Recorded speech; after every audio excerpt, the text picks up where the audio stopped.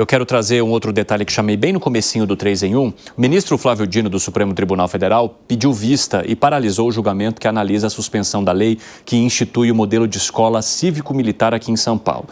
Vou chamar o Misael Mainetti, que vai trazer as informações para a gente agora. Baseado em que ele tomou essa decisão, hein, Misael? Conta aí tudo. Bem-vindo. É a escola cívico-militar que é promessa do governo Tarcísio de Freitas, do Republicanos, pelo menos aqui para o estado de São Paulo, né? Muito boa tarde para você, Evandro, para todo mundo que acompanha o 3 em 1. Esse julgamento, ele decidiria se mantém ou não mantém essa decisão do ministro Gilmar Mendes, que foi tomada no ano passado, de modo individual, que derrubou uma suspensão determinada por um desembargador. Gilmar atendeu a um recurso do governador do estado de São Paulo, Tarcísio de Freitas, e entendeu que a Justiça Paulista invadiu a competência da Corte, a competência do Supremo Tribunal Federal, ao decidir sobre esse assunto. O processo julgado no TJ é de autoria da POESP, que é o Sindicato dos Professores do Estado de São Paulo, e nesse entendimento também está junto aí o PSOL, que entrou com uma ação sobre o caso.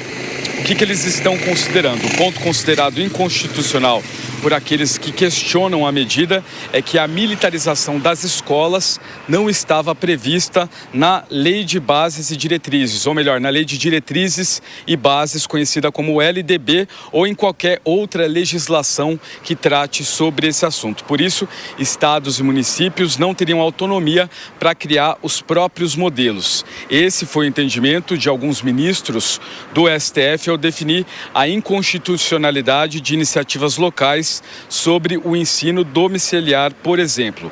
E aí veio então essa novidade do ministro do STF, Flávio Dino, pedindo vista, ou seja, a suspensão e paralisando o julgamento que ia analisar a suspensão da lei que institui o modelo de escola cívico-militar aqui para São Paulo. A gente continua acompanhando essa história de perto também, como mencionei, que é uma grande promessa do governo Tarcísio de Freitas de pelo menos colocar alguns desses modelos funcionando em partes do estado. Não significa que todas as escolas de uma vez se tornariam cívico-militares, como algumas pessoas falam. Isso é mentira. Mas alguns modelos se tornariam cívico-militares numa espécie aí, né, de experimentação ou exemplo para eles fazerem aí, né, uma comparação entre esse tipo de escola e a escola que já está ali baseada na Lei de Bases e Diretrizes. Evandro?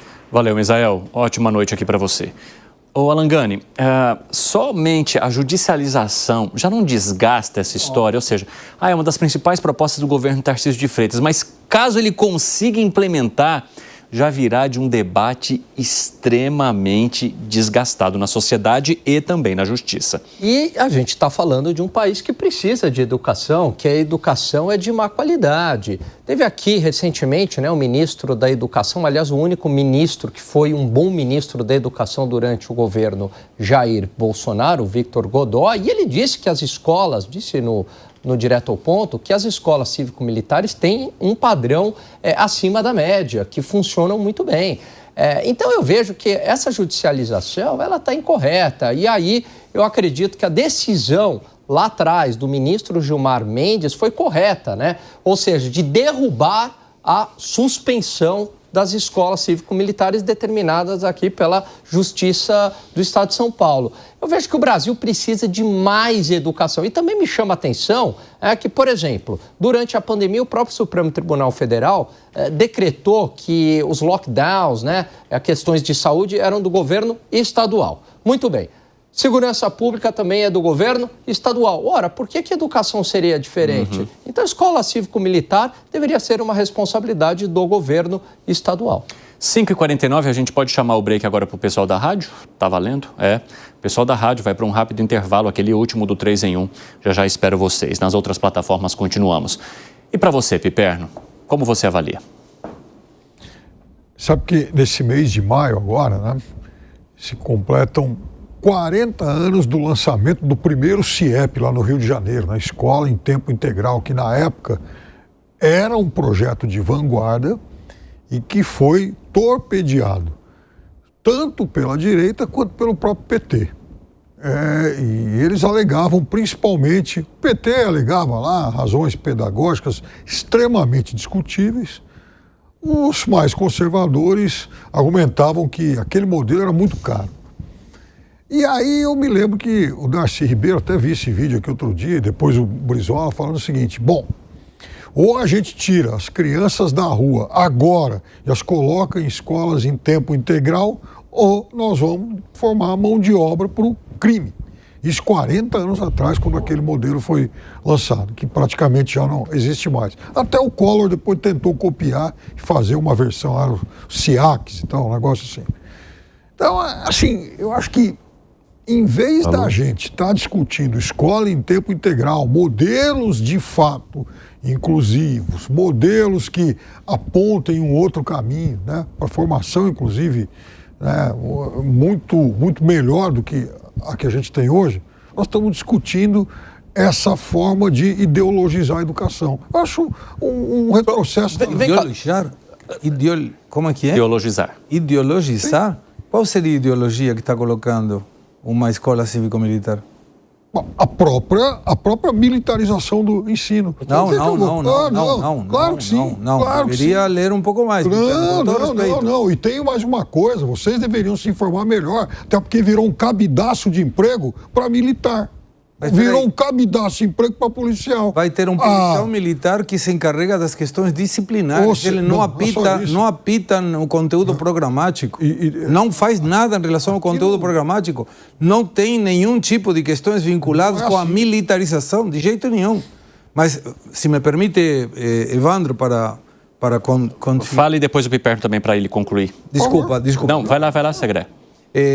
Quando a gente fala desse tipo de escolas que tem um controle na disciplina militar, eu tenho certeza que se colocado um contraponto, e eu adoraria que fosse desse jeito, o governador Tarcísio está fazendo um trabalho muito bom na gestão, em geral. Na questão educativa, concordo com Alan, se a autoridade, na época da pandemia, para colocar o lockdown ou não era do governo estadual e a prefeitura, e o presidente Bolsonaro não podia apitar em absolutamente nada, por que isso não se mantém para questões educativas? Mas vou mais longe. Por que de repente um governador do PT, da Bahia, por exemplo, o Jerônimo Rodrigues, que hoje de manhã indicou que poderia ter uma escavadeira para colocar na vala a todos os eleitores do Bolsonaro, olha que educado foi o governador. Por que ele não coloca, por exemplo, para fazer um contraponto, uma escola marxista? Põe uma escola marxista que defende todas as bondades do comunismo. Não, vamos lá. Esse ponto. Ok. Então concordamos que uma escola marxista seria para idiotas. Então seria mais ou menos isso. Por que tem que ser uma escola marxista? Não, porque deixa a liberdade do pai. Se o marxismo for tão bom, vai ter um monte de gente de esquerda colocando o filho para aprender as bondades do comunismo. E deixa as pessoas que preferem uma disciplina colocando seu filho numa escola cívico-militar. E vou mais longe. Pega qualquer pessoa, qualquer aluno de uma escola cívico-militar, uma pessoa de qualquer escola que não seja cívico-militar e comparem o nível educativo. Vou mais longe. Pergunta para qualquer aluno da escola pública que ele cante o hino brasileiro, e coloca alguém da escola cívico-militar que ele sabe cantar o hino. Então agora resolvemos o problema. Não, peraí. Vamos ensinar a cantar o hino que pronto, o Brasil vai disparar. Não, mas peraí, é um símbolo pátrio. Sim, é um símbolo pátrio.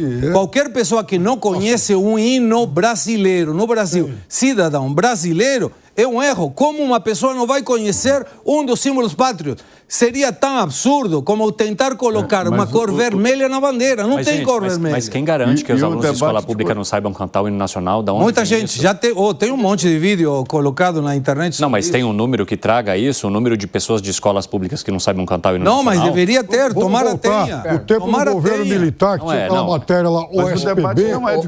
É só em relação específica a isso. O nível do conhecimento é totalmente diferente, lamentavelmente. O Piperno, mas não tem conteúdo, debate de conteúdo.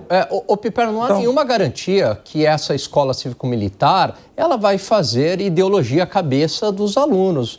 Eu não vejo dessa maneira, até porque o próprio Tarcísio é engenheiro de formação, formado pelo ITA e é tido como uma pessoa absolutamente racional e pragmática. Inclusive, sofre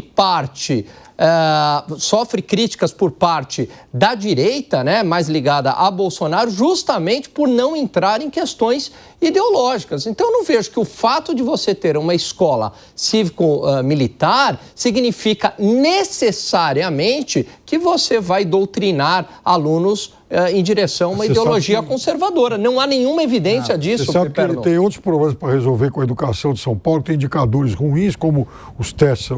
E que a escola cívico-militar ataca esses problemas de base, que é a matemática, português e tal. Os problemas eles podem resolver de uma outra forma. Aqui em São Paulo, por exemplo, no começo andaram até editando livro que errava a data e quem foi que assinou a Lei Áurea. Vocês se lembram disso no começo do governo? Então, acho que tem outros problemas para resolver aqui. Fala, Zé.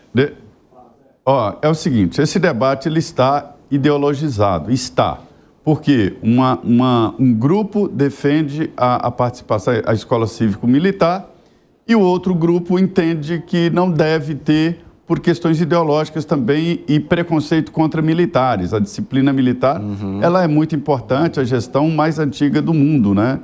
Mas veja bem, é preciso discutir conteúdo. O Paulo Renato deu um grande passo na educação do Brasil, lá no governo Fernando Henrique, no Todos na Escola. Foi um programa fantástico, porque antes não era obrigatório você colocar o seu filho na escola. Agora sim, todos na escola. Existem exceções, sim, mas o normal seria. Mas o próximo passo, que foi a qualidade dentro da escola, isso não foi colocado. Eu li um estudo amplo do IPEA sobre a qualidade de ensino no Brasil. O técnico foi nas piores escolas, né, tomando em ponto o IDEB, e nas melhores. E fez um relatório geral sobre o que é melhor e o que não é. O Brasil está precisando de dar uma sacudida. Tudo melhorou, tudo desenvolveu e a técnica de ensino e o método continua o mesmo lá de Gilberto Freire, está tudo ultrapassado e é esse o debate que tem que ser feito. Essa história, esse debate da escola cívico-militar, ela virou polêmica porque o governo federal saiu do projeto, não vai ter. E aí os estados entenderam, não, mas nós vamos continuar. São Paulo, aqui no Distrito Federal e outros estados. Daí a judicialização da oposição contra. Não mexe em conteúdo. Os policiais ajudam na disciplina, no controle e na proteção da escola, por que não? Agora, emprega, sim, policiais militares, mas qual o problema? É preciso ter disciplina. E o pai pode trocar de escola, mas onde está a maior fila? Nas escolas que adotam esse sistema. Não muda o diretor, não muda o plano de educação, não muda professores, nem interfere na educação, apenas na disciplina e no controle dos alunos. Fala, Sagré. Não, é isso. E para clarificar apenas, eu não estou me referindo que ninguém aluno da escola pública não sabe cantar o hino, de jeito nenhum. Mas quando você pega... Não dá para generalizar. Não, mas quando você pega estadisticamente, e tem vários vídeos mostrando isso, a resposta de conteúdos de uma escola pública em geral não é a mesma que uma escola cívico-militar. E tem a liberdade o pai de mandar ele aonde quiser. E, de novo, eu defenderia muito que tenha escolas marxistas para ver se a fila é tão grande. Tira o garoto da escola, do bairro onde ele sempre estudou e manda lá para o bairro que o pai, porque a escola dele se tornou uma escola cívico-militar. Do ponto de vista prático, isso também é muito tranquilo, né? Mas não vejo nenhum problema, desde que não tenha uma